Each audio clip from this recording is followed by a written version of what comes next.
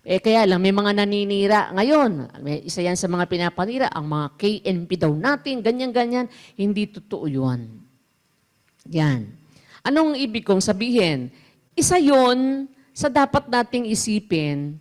Kaya nga sabi ko sa inyo, kung may mga trabaho kayo at hindi naman nakakasagabal ang trabaho ninyo sa inyong gagawing paglilingkod sa Diyos, sa pagiging servant, huwag kayo magre-resign. Yung iba kasi ang naisip, magmamanggagawa ako, magre-resign na ako sa trabaho. Tapos pagka ngayon, wala nang trabaho, pahingi po ng pamasahe.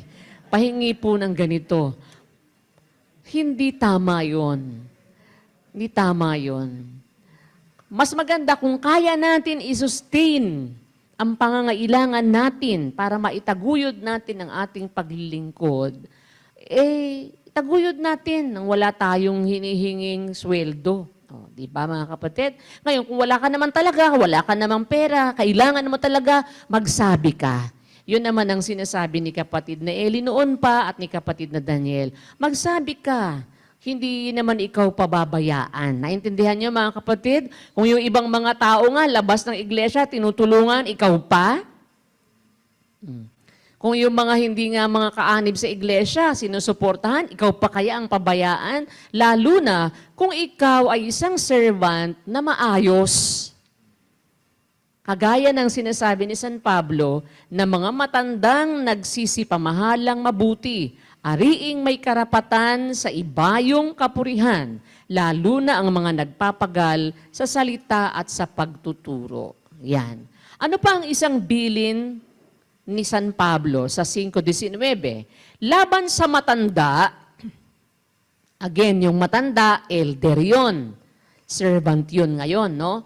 Laban sa matanda, huwag kang tatanggap ng sumbong maliban sa 2 o 3 saksi. Ito rin ang isang ini-apply sa mga servant. Laban ng wika sa matanda, huwag kang tatanggap ng sumbong. Minsan kasi may sumbong, di ba? Tayo naman, ano natin yan, minsan nga sa consultation pa nung araw no? Isinusumbong yung servant. Ay ano ang kailangan? Agad bang tatanggapin ang sumbong? Hindi. Kailangan may 2 o 3 saksi. Hindi pwedeng walang 2 o 3 saksi. Bakit? Ang servant kasi, prone yan kung minsan sa inggit ng iba. No?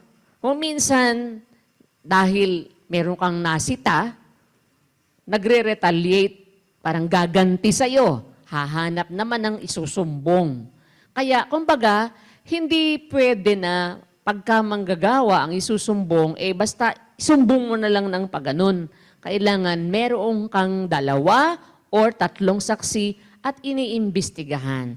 Kung sa bagay, sa mga kapatid rin naman kailangan naman din ng may sasaksi, hindi ba? Hindi naman po pwede na sinumbong ka, yung nagsumbong pala sa'yo, kalaban mo talaga, kaya sinumbong ka. Agad ba didesisyonan ka na sa ganon? Di kailangan pa rin naman ng mayroong saksi, lalo na sa matatanda. Yan. Tapos, 21. Pinagbibilinan kita sa paningin ng Diyos at ni Kristo Jesus at ng mga anghel na hinirang na iyong ganapin ang mga bagay na ito na walang pagtatangi na huwag mong gagawin ang anumang pag-ayo. Ito, isang bilin ito sa manggagawa. Pinagbibilinan kita ang wika sa paningin ng Diyos at ni Kristo Jesus at ng mga anghel na hinirang na iyong ganapin ang mga bagay na ito na walang pagtatangi. Walang pagtatangi. Huwag mong gagawin ang anumang pag-ayo. Sa English, ang nakalagay dyan, I charge thee before God and the Lord Jesus Christ and the elect angels that thou observe these things without preferring one before another, doing nothing by partiality. May kinikilingan. No? Huwag mong gagawin ang anumang pag-ayo. Dapat, walang pagtatangi, dapat fair. Iyon ang isang tinuturo sa atin. Dapat wala tayong kinikilingan. Kailangan fair tayo, no? Patas. Sa paghatol, sa pagtingin, wala tayong kinikilingan. Walang anumang pag-ayo. Ganon ang dapat maging treatment natin sa mga kapatid. Yan. Tapos, 5:22, huwag mong ipatong na madalian ang iyong mga kamay sa kanino man. Ni huwag kang makaramay sa mga kasalanan ng iba. Ingatan mong malinis ang iyong sarili. Yan. Ang utos, huwag mo anwikang ipatong na madalian ang iyong mga kamay sa kanino man. Kasi si San Pablo ay nagpapatong siya ng kamay or nagbibigay ng karapatan sa madaling salita. Ganon din ang magiging trabaho ni Timoteo kasi kahalili siya, no? Siya ang leader. Meron siyang bibigyan ng tungkulin or pagpatungan ng kamay. Ang ibig sabihin noon, magde-delegate ka ng kapangyarihan. Magbibigay ka ng authority doon sa papatungan mo ng kamay. Dapat, huwag anwi ka na ipapatong mong madalian. Kumbaga, hindi ka na nag-imbestiga man lang. Hindi ka man lang nag-check. O, ito ba, karapat-dapat kong bigyan ba ito ng ganitong tungkulin? Baka mamaya hindi niya kaya. No? Hindi pa dalos-dalos ang pagdedesisyon. Kasi pagka madalian mong dedesisyonan, o sige, sino ba ang kailangang i-destino sa ganito? O, halika, ikaw. Total, ikaw na nandyan. Sige, halika na. Ikaw na. Hindi pwede yung ganon na, ikaw na ang pumunta ron. Sige, kailangan natin ng ano doon. Sige, tawagin mo. Sino bang mga naririto ngayon? Yun, yung nakaputi. Halika, tawagin. Ikaw. Ganon. Hindi pwede yon. Huwag mong ipatong na madalian ang iyong kamay sa kanino man. Huwag kang makaramay sa mga kasalanan ng iba. Baka mamaya, merong ibang may kasalanan, madamay ka pa. No? So, maingat. Ibig sabihin, maingat sa pagpapatong ng kamay or sa pagde-delegate or sa pagdedesisyon ang isang manggagawa ni Kristo. Ingatan mo ang wikang malinis ang iyong sarili. Tapos, sa 6:11, datapot ikaw, o tao ng Diyos, tumakas ka sa mga bagay na ito. Sumunod ka sa katwiran, sa kabanalan, sa pananampalataya, sa pag-ibig, sa pagtitiis, sa kaamuan. Ano ba yung sinabing tumakas ka sa bagay na ito? Balik mo muna sa G's. Ang pag-ibig sa salapi ay ugat ng lahat ng uri ng kasamaan na sa pagnanasa ng iba nasinsay sa pananampalataya at tinuhog ang kanilang sarili ng maraming mga kalumbayan. Yan. Yung pag-ibig sa salapi, anwika, ugat ng lahat ng uri ng kasamaan na pag-aralan na natin yan, hindi ba? Hindi naman ang masama ay yung salapi per se. Hindi yon. Kasi ang salapi, nagagamit yan sa mabuti. Sumasagot sa lahat ng mga pangangailangan. No? Ang masama, yung pag-ibig sa salapi. Pag inibig mo na yung salapi mo, ilalabas, ayaw mo na mabawasan. Hindi ka naiibig sa kapwa kasi umiibig ka sa salapi. Ang utos, mangilag ka o tumakas ka sa mga bagay na ito, sabi. Ikaw, tao ng Diyos, tumakas ka sa mga bagay na ito. Saan? Doon sa pag-ibig sa salapi, tumakas ka doon. Huwag kang iibig sa salapi. Sumunod ka sa katwiran, sa kabanalan, sa pananampalataya, sa pag-ibig, sa pagtitiis, sa kaamuan. Yon.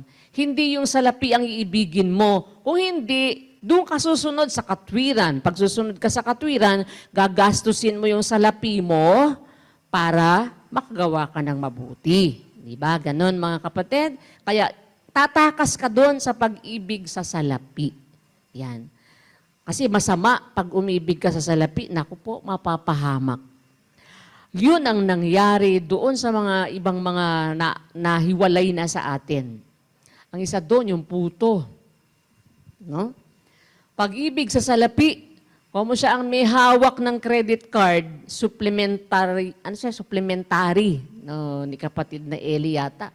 Parang yung supplemental card, hawak-hawak niya. Ginastos ng ginastos sa kanyang sarili, bibili ng damit, Onesimus. Ang mga barong niya, Onesimus. Oh. Bibili ng, ay grabe, pati sex toy.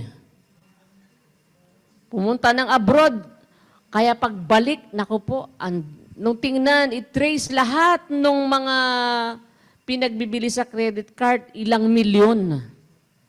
Milyon. Tapos, ayun, tiniwalag na natin. Tapos, nagdemanda pa. Siya yung nagdemanda ng rape. Ni-rape daw siya ni kapatid na Eli. Samantalang siya tong nang-rape ng mga taga-adsit. Ayun. Bakit siya nagkaganon? Pag-ibig sa salapi. Pag-ibig sa salapi yon.